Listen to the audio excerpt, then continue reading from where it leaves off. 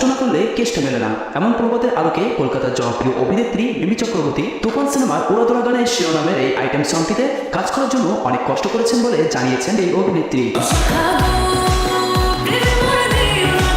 ইতিমধ্যে এই গানটি রিলিজ হয়েছে। শাকিব খানের সাথে এই প্রথমবার কলকাতার জনপ্রিয় অভিনেত্রী মিমি চক্রবর্তীর জুটি বেঁধেছেন।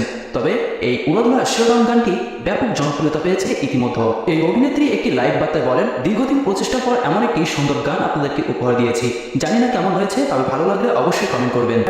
ভুল ত্রুটি ক্ষমা করে দেবেন অ্যান্ড জানাবেন কেমন লাগে। বাংলা ঢালিউড ইন্ডাস্ট্রিতে এই প্রথমবার এত বড় আয়োজনে কোনো গানের শুটিং দৃশ্য সেট তৈরি করা হয়েছে।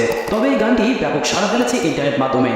এখানে শাকিব খানের যে লুক দেওয়া হয়েছে তা অস্থির বলে জানিয়েছে সকল নেটিজেনরা। অসাধারণ ফিটনেস এবং গানের পারফরমেন্সের সাথে শাকিবের সাথে মিমি চক্রবর্তীর কেমিস্ট্রি ছিল অসাধারণ। সব মিলিয়ে এই গানটি প্রথমবার বলিউড কোনো গানের ফিল দিয়েছে বাংলা সিনেমা প্রেমীদের। প্রিয় দর্শক, গানটি কেমন লেগেছিল আপনার কাছে তা অবশ্যই কমেন্ট